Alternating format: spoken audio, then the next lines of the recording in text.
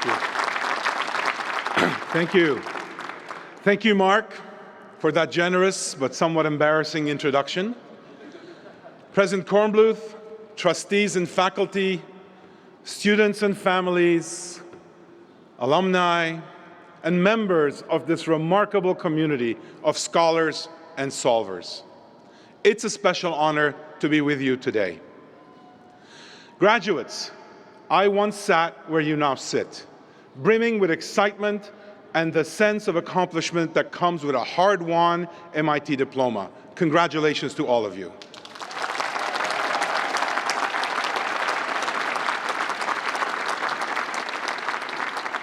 Families, as the father of two MIT alums, Talene and Lena, I know firsthand the pride and emotion you feel today. Faculty members, as a senior lecturer here for 16 years, I saw up close how well you prepare these graduates for what lies ahead. And fellow trustees, it is a great privilege to serve alongside you. I spent my childhood in Beirut, Lebanon. 3 generations of my proud Armenian family shared an apartment on the 9th floor of our building.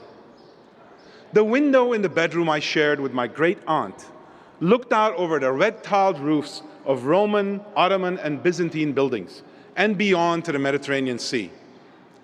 When civil war erupted in 1975 and the government imposed strict curfews, the state broadcaster often shifted from airing 3 hours of TV a day to offering round-the-clock programming of mostly American television shows, a diversion for my brothers and me when we were forced to stay inside.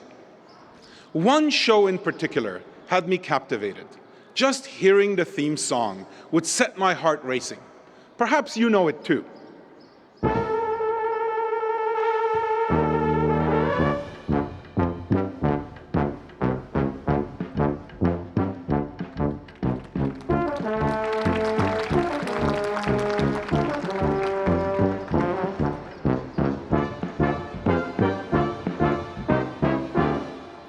That's right, Mission Impossible.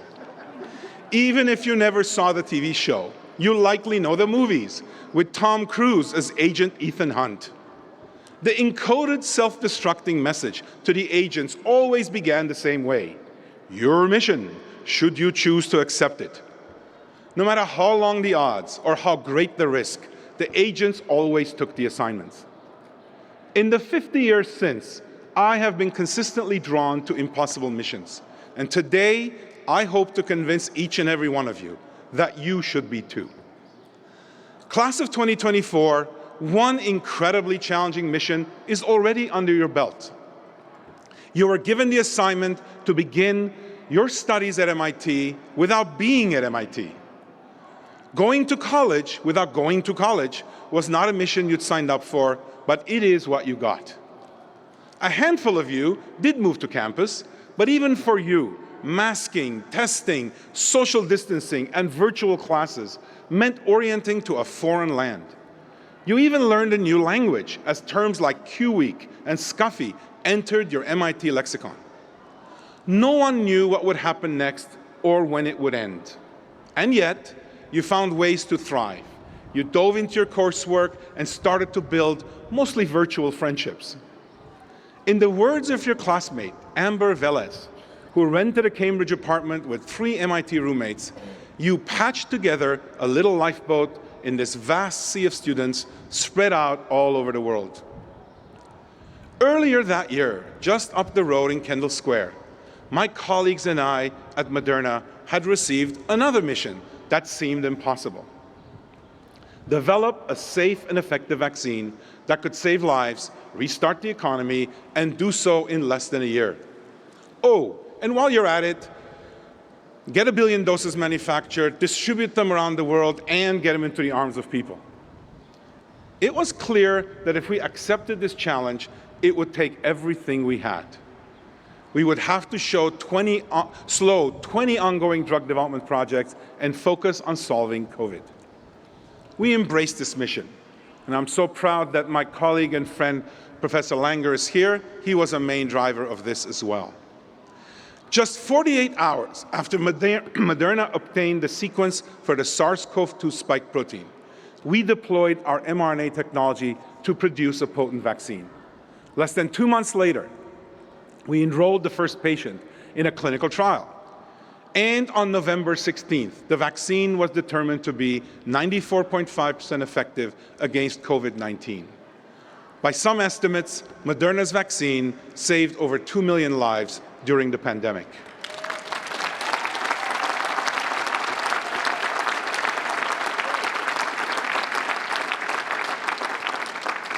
How did we do it? Well, that's another speech for another day. But what I do want to talk about is what it takes to accept your own impossible missions and why you, as graduates of MIT, are uniquely prepared to do so. Uniquely prepared and also obligated. At a time when the world is beset by crises, your mission is nothing less than to salvage what seems lost, reverse what seems inevitable, and save the planet. And just like the agents in the movies, you need to accept the mission even if it seems impossible. I know the odds don't appear to be in your favor, but this age of poly-crisis is also a moment of poly-opportunity, fueled by artificial intelligence, machine learning, quantum computing, and other modern technologies that are changing the world faster than people believe is possible. Now you are uniquely equipped to turn science fiction into science reality. With the right mindsets, Mission Impossible can become Mission Improbable as you overcome obstacles and seemingly long odds by imagining and innovating your way to novel solutions. So how do you go about doing that? How do you become the agents the world needs you to be starting from today? Well, you already have a head start, quite a significant one. You graduate today from MIT, and that says volumes about your knowledge, talent, vision, passion, and perseverance, all essential attributes of the elite 21st century agent. Oh, and I forgot to mention our relaxed, uncompetitive nature, our outstanding social skills, and the overall coolness that characterizes each and every MIT grad. But more seriously, you are trained in science, mathematics, engineering, and technology, fields that when properly harnessed and supported can be deployed against almost any seemingly impossible challenge. You may not realize it yet, but your MIT education has given you a superpower, like X-ray vision, that lets you see through the illusion of impossibility and surface the blueprints for solutions. And as of today, you even have a secret decoder ring, better known as the brass rat. MIT's history underscores these special powers. The telephone, digital circuits, radar, email, internet, the Human Genome Project, controlled drug delivery, magnetic confinement fusion energy, artificial intelligence, and all that is enabling. These and many more breakthroughs emerged from the work of extraordinary change agents tied to MIT. Now let me ask you a question. Aside from MIT, what do such agents have in common? What equips them to accomplish seemingly impossible missions? I'd argue they do three things that make leaps possible. They imagine, they innovate, and they immigrate. And now it's your turn. Start by unleashing your imagination. People often see imagination as the exclusive province of the arts, of movie making, of literature, painting. I think that's nonsense. Imagination, to my mind, is the foundational building block of breakthrough science. I'm not making an argument against reason, let alone at MIT. Reason has a role to play, but in accomplishing impossible missions, it's the servant, not the master. You can't expect reasoning to do the work of imagination. At its best, scientific research is a profoundly creative endeavor. You have mastered proofs, problem sets, and design projects, but in the words of mathematician and author Lewis Carroll, imagination is the only weapon in the war with reality. To the great Irish writer George Bernard Shaw, its role is even more fundamental. As he put it, imagination is the beginning of creation. You imagine what you desire, you will what you imagine, and at last you create what you will. It is also your turn to innovate. Think of innovation as imagination in action. Or perhaps mens in manus, or mind in hand. But I hear that line's already taken. MIT did not prepare you to shy away from the unknown, quite the contrary. You are now prepared to leap for the stars, sometimes quite literally. Just ask the more than 40 NASA astronauts with MIT degrees. Leaps often involve unreasonable or even seemingly crazy ideas.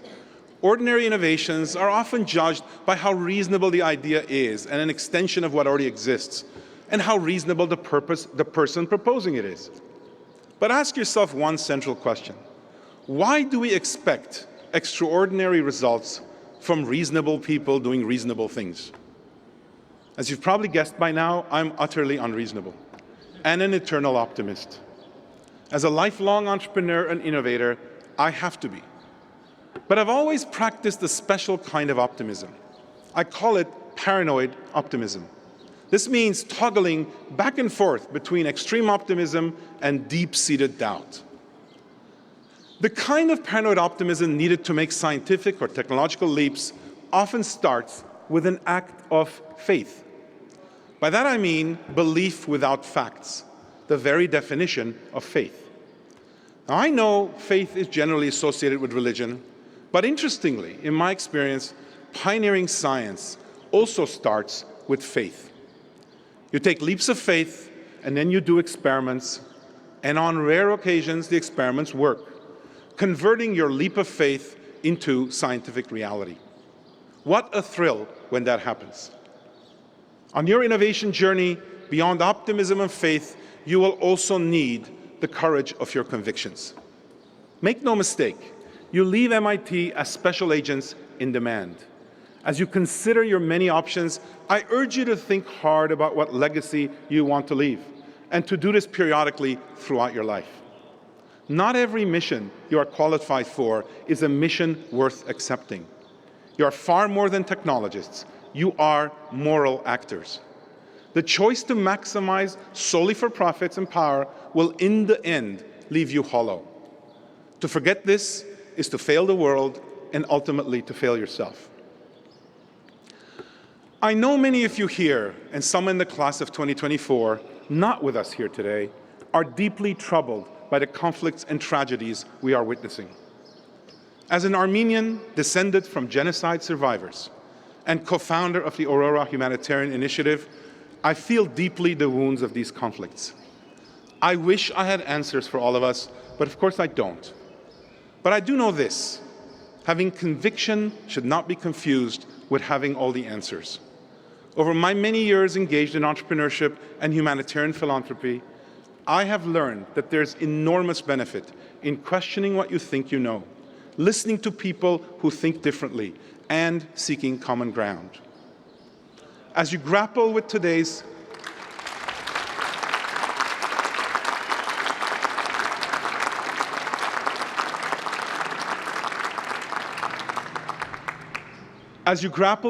hard choices and the many that lie ahead, rely again on your imagination. Imagine the world you want to create and work backwards from there.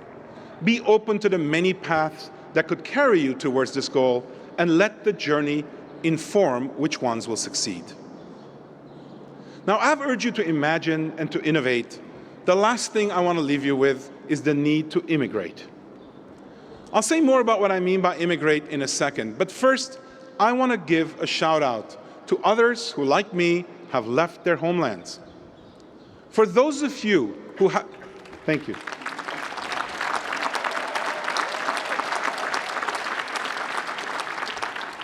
For those of you who have emigrated here from far away, or whose parents did, or whose grandparents did, please stand.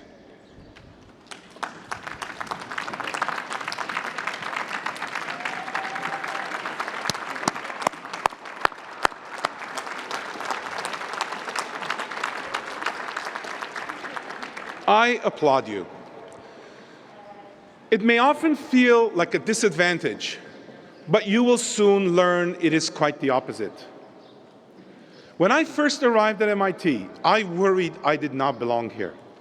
I spoke with an accent, I still speak with a little accent. My pastime wasn't hockey or lacrosse, but it was Armenian folk dance.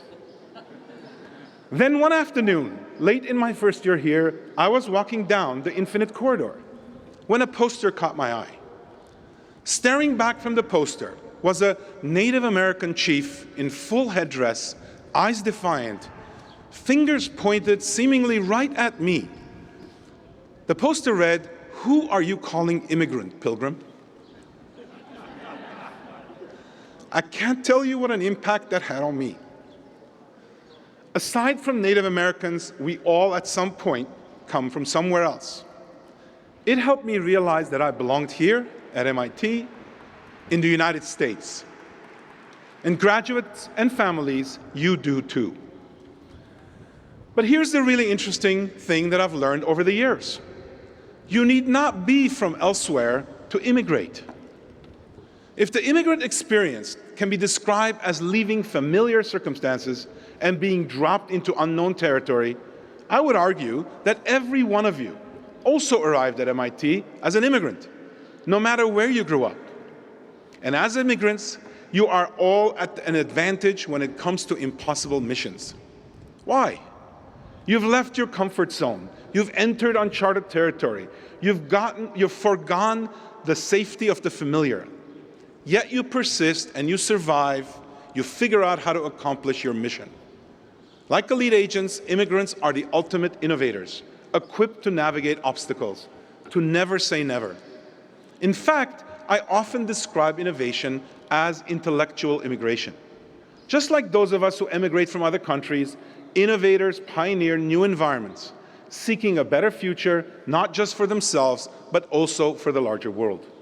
So, whether you grew up in Cambodia, or in California, or right here in Cambridge, you can immigrate. You need to keep immigrating. You need to leave your comfort zone, to think in new ways, to acclimate to the unfamiliar, and embrace uncertainty. If you imagine, innovate, and immigrate, you are destined to a life of uncertainty. Being surrounded by uncertainty can definitely be unnerving. But it's where you need to be. This is where the treasure lies. It's ground zero for breakthroughs. Don't conflate uncertainty as risk, or think of it as extreme risk. Uncertainty isn't high risk. It's unknown risk. It is, in the essence, opportunity. Now, I began with a show. I'll end with a movie. The most recent Mission Impossible film released just last summer. The film is a daunting reminder of all that your generation is up against: complicated geopolitics, climate and technological pressures, and AI tools that will both simplify and complicate our world. But graduates, as I look at all of you, I see a large team of agents who are entirely capable of completing your missions. I see agents for good, agents for change.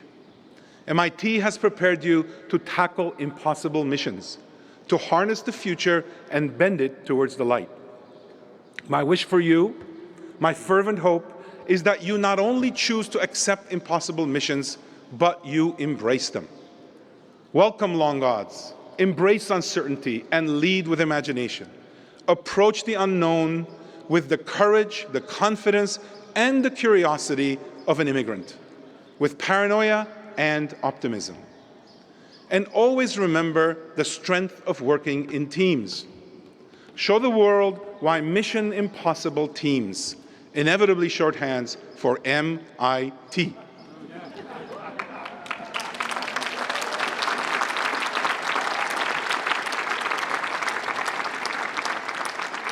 Graduates, set forth on your impossible missions, accept them, embrace them. The world needs you, and it's your turn to star in the action adventure called your life. Thank you.